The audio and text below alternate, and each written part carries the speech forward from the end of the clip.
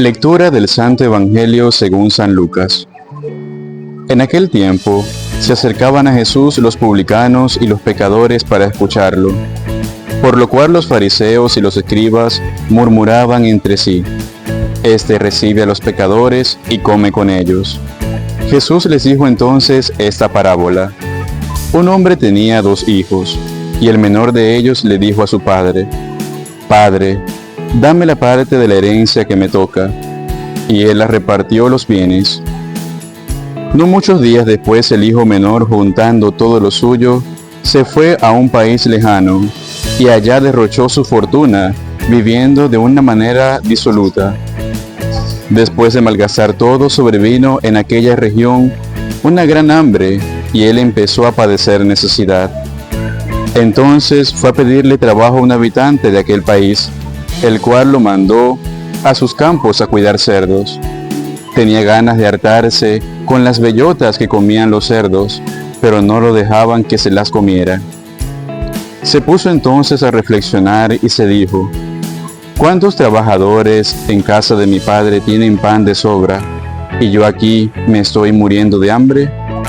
Me levantaré, volveré a mi padre y le diré: Padre, he pecado contra el cielo y contra ti. Ya no merezco llamarme hijo tuyo. Recíbeme como a uno de tus trabajadores. Enseguida se puso en camino hacia la casa de su padre. Estaba todavía lejos cuando su padre lo vio y se enterneció profundamente. Corrió hacia él y, echándose los brazos al cuello, lo cubrió de besos. El muchacho le dijo: Padre, he pecado contra el cielo y contra ti. Ya no merezco llamarme hijo tuyo. Pero el padre les dijo a sus criados: Pronto, traigan la túnica más rica y vístansela. Pónganle un anillo en el dedo y sandalias en los pies. Traigan el becerro gordo y mátenlo. Comamos y hagamos una fiesta, porque este hijo mío estaba muerto y ha vuelto a la vida. Estaba perdido y lo hemos encontrado. Y empezó el banquete. El hijo mayor estaba en el campo, y al volver, cuando se acercó a la casa, oyó la música y los cantos. Entonces llamó a uno de los criados y le preguntó qué pasaba. Este le contestó: Tu hermano ha regresado, y tu padre mandó matar el becerro gordo, por haberlo recobrado sano y salvo. El hermano mayor se enojó y no quería entrar. Salió entonces el padre y le rogó que entrara. Pero él replicó: Hace tanto tiempo que te sirvo sin desobedecer jamás una orden tuya, y tú no me has dado nunca ni un cabrito para comérmelo con mis amigos. Pero eso sí, viene ese hijo tuyo, que despilfarró tus bienes con malas mujeres, y tú mandas matar el becerro gordo. El padre repuso: Hijo, tú siempre estás conmigo, y todo lo mío es tuyo. Pero era necesario hacer fiesta y regocijarnos, porque ese hermano tuyo estaba muerto y ha vuelto a la vida. Estaba perdido y lo hemos encontrado. Palabra del Señor. Seguimos teniendo presente a la conversión, la idea central de toda la Cuaresma. El Evangelio nos trae la muy favorita parábola del Hijo Pródigo. Nos recuerda que lo viejo pasa y ya todo es nuevo. Al regresar el Hijo Pródigo a la casa del Padre y al ser perdonado por ese Padre terrenal de esta bella historia, con el cual Jesús trata de describirnos cómo es nuestro Padre Dios. Pero ¿cuántas veces no nos hemos escapado de Dios, huido de Él y hasta hecho como el Hijo Pródigo, el cual tuvo la osadía de pedir su herencia antes de irse de la casa de su Padre? Y qué lección tan bella nos ha dejado Jesús en su Evangelio, con esta historia del Hijo Pródigo para explicarnos cómo es con nosotros nuestro Papá Dios. Esa parábola, junto con la de la oveja perdida, nos hablan con maravillosa elocuencia sobre el amor y la misericordia de Dios. La del Hijo Pródigo tal vez sea una de las parábolas más conocidas del Evangelio. El hijo que gastó toda una herencia que ni siquiera le correspondía. Es la historia de cada uno de nosotros cuando hemos desperdiciado las gracias que Dios nuestro Padre nos ha dado y que ni siquiera merecemos, cuando despilfarramos inútilmente nuestra vida. El hijo lleno de egocentrismo, de deseos de libertad, que es más bien libertinaje, sin pedir opinión, mucho menos permiso y sin importarle cómo se sentiría su padre, se va de la casa con el mayor desparpajo. Y ya sabemos la historia, tenía que sucederle lo que le sucedió. Despilfarró todo y llegó a la indigencia total. Tan grave era su necesidad que quiso comer de la comida de los cerdos, pero no lo dejaban, no le quedó más remedio que regresar a casa. ¿Cuántas veces no hemos hecho nosotros lo mismo con nuestro Dios? Nos hemos ido de su lado en busca de independencia, sin contar con lo que son sus deseos e instrucciones.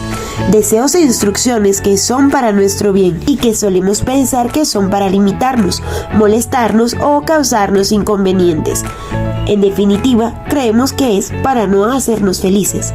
Peor aún, es nuestra falta de agradecimiento para con Dios y nuestra falta de consideración. Todo lo que nos ha dado y nos sigue dando en gracias, y cómo la despilfarramos. Además, ¿hemos pensado alguna vez cómo se ha sentido nuestro Padre con nuestra huida de casa? Dios únicamente anhela nuestra felicidad, y vernos en esa condición es un dolor terrible para nuestro Padre.